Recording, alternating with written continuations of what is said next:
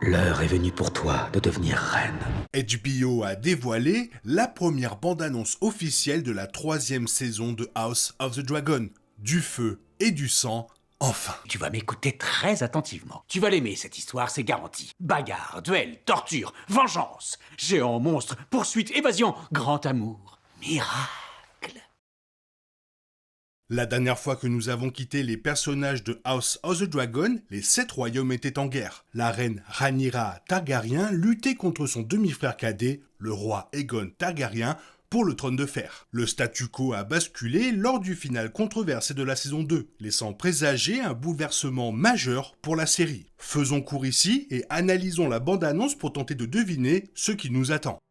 Dans le dernier épisode de la saison 2, Alicent Hightower, l'ancienne meilleure amie et belle-mère de la reine Rhaenyra, s'échappe du Donjon Rouge pour rejoindre Rhaenyra à Pendragon, son fief. Alicent est la mère du roi Aegon, rivale de Rhaenyra. On pourrait donc s'attendre à ce qu'elle s'oppose à elle. Dans le roman de George W.R. Martin, c'est effectivement le cas. Mais dans la série, Alicent change d'avis et décide d'aider Rhaenyra à prendre Port-Réal, se proposant de lui livrer la capitale en cas d'invasion. Elle accepte même que Rhaenyra exécute son fils Aegon, grièvement blessé au combat. Pendant ce temps, son autre fils, Aemon, est parti faire la guerre dans les conflans, laissant la ville en grande partie sans défense. Au début de la bande-annonce, on voit Rhaenyra informer son cercle restreint du plan. Alicent est venue à Pendragon, leur dit-elle, elle ouvrira les portes du Donjon Rouge et pliera devant moi. Si Rhaenyra met son plan à exécution, certains indices dans la bande-annonce laissent penser que la transition du pouvoir ne sera pas entièrement pacifique. Comme cette scène de soldats verts, c'est-à-dire des soldats fidèles au roi Aegon dégainant leur épée dans la salle du trône de fer. La série a été vivement critiquée pour ses nombreuses modifications par rapport à l'œuvre originale. Le changement de statut de Rhaenyra et Alicent, d'ennemis à complices, est l'un des plus importants. C'est probablement à cause de ce genre de changement que Martin qualifie désormais sa relation avec le showrunner de House of the Dragon, Ryan Condal, d'exécrable. Bien qu'Alicent soit à Port-Réal à l'arrivée de Rhaenyra dans le livre, rien dans le canon n'indique qu'elle lui apporte la moindre aide. Au contraire, il est précisé qu'elle tente d'appeler des renforts, mais il est déjà trop tard. Même si on ne voit pas Alicent ouvrir les portes dans la bande-annonce, et qu'il est donc tout à fait possible qu'elle ne tienne pas sa promesse, cette simple idée contredit totalement la manière dont l'histoire de Westeros a érigé la reine. Dans la première saison, le personnage de Alicent est resté relativement fidèle à son idée, mais sa position morale a connu un tournant majeur dans la deuxième saison. Les épisodes laissaient entendre que Alicent avait commis une véritable erreur en croyant que Viserys voulait placer Aegon sur le trône de fer, et qu'une conversation avec Rhaenyra lui avait fait prendre conscience de son erreur. La troisième saison semble avoir accentué cette idée, présentant la danse des dragons comme un malentendu qui a dégénéré. Il ne fait aucun doute que les modifications apportées au personnage de Alicent et à d'autres aspects de Feu et Sang ne correspondent pas aux intentions de Martin. Toutefois, la série a pu justifier ses fréquentes divergences avec le canon grâce à la structure unique de l'œuvre originale. Martin a écrit Feu et Sang comme s'il s'agissait d'un ouvrage d'histoire interne à l'univers, consacré aux Targaryens et rédigé par un personnage nommé Archimestre Gilden. Gilden n'a assisté à aucun des événements de Feu et Sang. Il se contentait de compiler l'histoire des Targaryens dans un seul volume. Par conséquent, il ne pouvait pas savoir avec certitude ce qui s'était réellement passé entre des personnages comme Rhaenyra Targaryen et Alicent Hightower. L'idée que ces conversations secrètes entre ces deux femmes n'auraient pas été consignées dans l'histoire, faisant de Gilden un narrateur peu fiable. Cela donne à House of the Dragon une grande liberté créative. Le problème, comme Martin l'a lui-même souligné, est que s'il est plausible et amusant d'imaginer les conversations privées que les personnages auraient pu avoir et qui seraient tombées dans l'oubli, le moindre changement peut avoir des conséquences désastreuses sur le récit. Une petite modification aujourd'hui peut mener à un désastre plus tard. Martin a notamment écrit sur les changements apportés dans un post intitulé « Attention aux papillons ». L'auteur s'inquiète de la façon dont les modifications apparemment mineures pouvaient influencer la suite de l'histoire, risquant de mettre les scénaristes dans une situation délicate. Bien sûr, ce changement concernant Alicent dans la saison 3 est loin d'être anodin et les conséquences pourraient être désastreuses. Lorsque Alicent accepte de laisser Rhaenyra entrer à Port-Réal et exécuter son fils Aegon, elle croit que ce dernier se trouve dans la ville. Mais il n'y est pas, grâce à Larys Strong, un maître des chuchoteurs digne de Littlefinger. Larys Strong est un personnage difficile à cerner, mais il semble avoir tissé des liens avec le roi Aegon, surtout après la grave blessure de ce dernier. Larys, surnommé le Pied Beau, a grandi handicapé et comprend en partie ce que vit Aegon. Craignant que l'ambitieux frère cadet d'Aegon, Aemon, ne le tue pour s'emparer du trône de fer, Larys fait sortir Aegon clandestinement de la ville, prévoyant de se cacher tous deux jusqu'à la fin des combats, après quoi Aegon pourra revenir et reconquérir son trône. Dans la bande-annonce, on voit Aegon et Larys marcher dans une forêt et on entend en voix off « Le roi a abdiqué ». Dans une autre scène, Aegon poignarde quelqu'un au sol, mais le contexte reste flou. Dans le livre, une grande partie du voyage de Aegon à ce stade de l'histoire reste hors champ. La série comble peut-être certaines lacunes. Bien que l'identité de l'acteur qui l'interprète ne soit pas encore totalement confirmée, la dernière scène de la deuxième saison a révélé que nous rencontrerons Daeron Targaryen, le quatrième et plus jeune enfant d'Alicent et du défunt roi Viserys Targaryen. Daeron a grandi loin de Port-Réal, à Ville-Vieille, dans le Bif. Pour la petite histoire, c'est la région de Westeros où se déroule la nouvelle série préquelle A Knight of the Seven Kingdoms. Daeron marchera vers Port-Réal pour combattre aux côtés de son frère. À la fin de la deuxième saison, nous avons appris qu'il chevauchait désormais son propre dragon, Tessarion, la Reine Bleue. Les dragons sont de véritables bombes atomiques pour les 7 royaumes, ce qui rend Daeron extrêmement dangereux. On aperçoit rapidement Tessarion dans la bande-annonce. On ne voit pas Daeron en personne, mais on entend une voix off qui semble inconnue et pourrait être celle de l'acteur qui interprète Daeron. Les producteurs semblent vouloir garder le personnage de Daeron secret afin de maintenir l'engouement autour de la série. Car Daeron est un atout précieux pour l'équipe verte dans la danse des dragons. C'est leur meilleur atout. Et croyez-moi, vous ne serez pas déçus par ce personnage. On découvre le nouveau venu James Norton dans le rôle de Lord Ormond Hightower, seigneur de la maison Hightower à cette époque. Lord Ormond est le cousin de Alicent et donc le neveu de Otto. C'est lui qui se tient devant l'armée Hightower.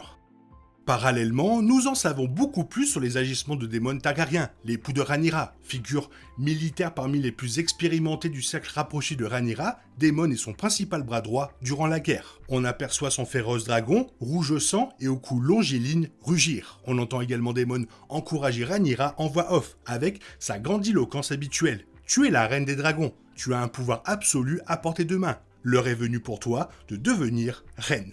Le neveu de Daemon, Aemon, qui combat Rhaenyra, se prend pour un combattant encore plus brillant que son oncle. Dans le livre, Aemon séjourne au château en ruine d'Harrenhal, où Daemon a passé une grande partie de la seconde saison tourmenté par des rêves agités. Il semblerait que la série adapte cette intrigue, car on peut voir Vhagar, l'énorme dragon de Aemon, en train de rôtir des gens à Harrenhal. On ignore pourquoi Vhagar s'acharne ainsi sur ces gens, mais connaissant le caractère colérique et imprévisible de Aemon, la raison pourrait être n'importe quoi. Le plus évident est que le personnel du château d'Harrenhal a récemment accueilli Daemon, l'ennemi de Aemon, ce qui est probablement une raison suffisante pour qu'il les condamne tous à mort. Harrenhal se situe dans les conflans, au cœur des 7 royaumes. De ce fait, en temps de guerre, de nombreuses batailles s'y déroulent. C'est un coup dur pour Sir Criston Cole, que l'on a vu pour la dernière fois marcher vers Harrenhal pour prêter main forte aux Verts dans leur effort de guerre. Dans une scène marquante de la bande-annonce, on le voit impuissant méditer sur son sort funeste, agenouillé dans l'empreinte d'un dragon géant, probablement laissé par Vhagar. Par ailleurs, le final de la saison 2 nous a également montré une armée du Nord traversant les conflans passant par les jumeaux. Cette armée, connue sous le nom de Loup de l'Hiver, est venue combattre pour la reine Rhaenyra. On les aperçoit brièvement dans la bande-annonce. Est-ce que vous avez remarqué la bannière Stark? Si la série ressemble au livre, les choses vont devenir très compliquées dans les conflans, et surtout sanglants.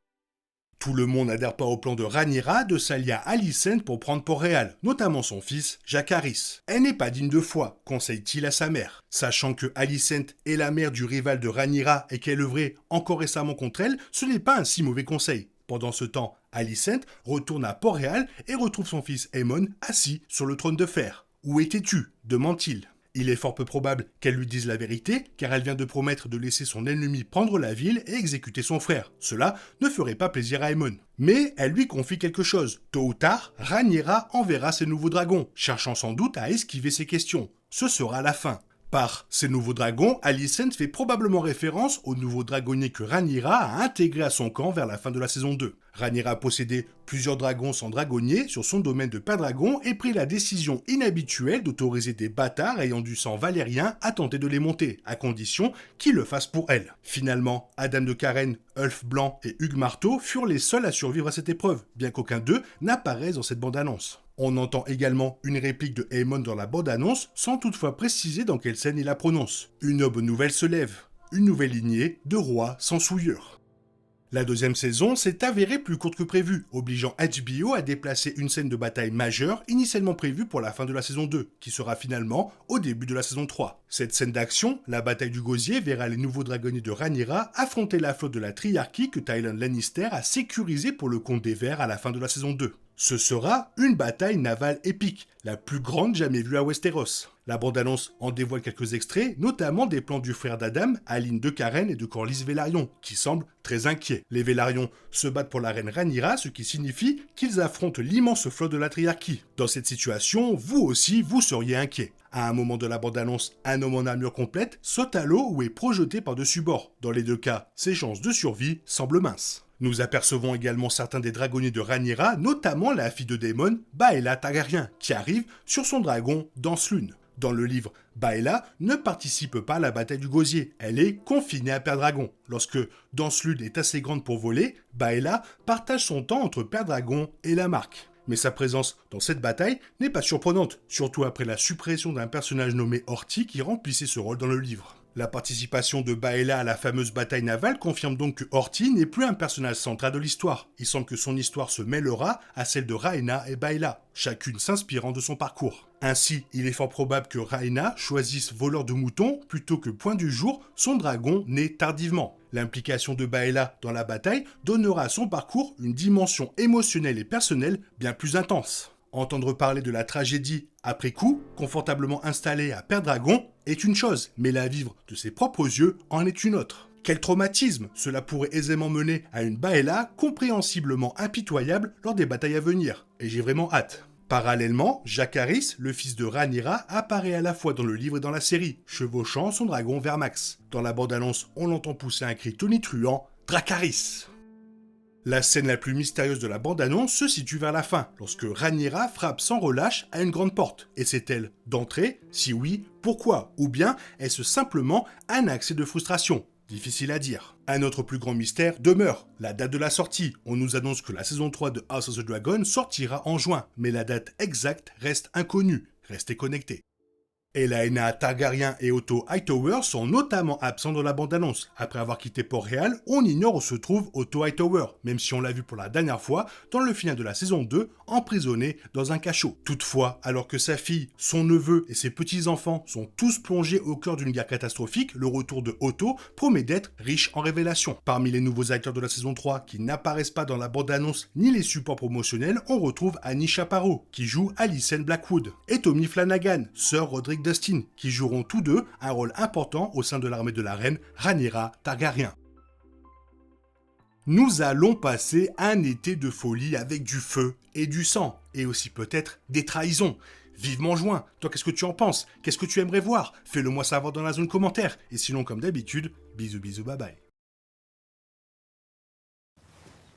T'es toujours là, toi?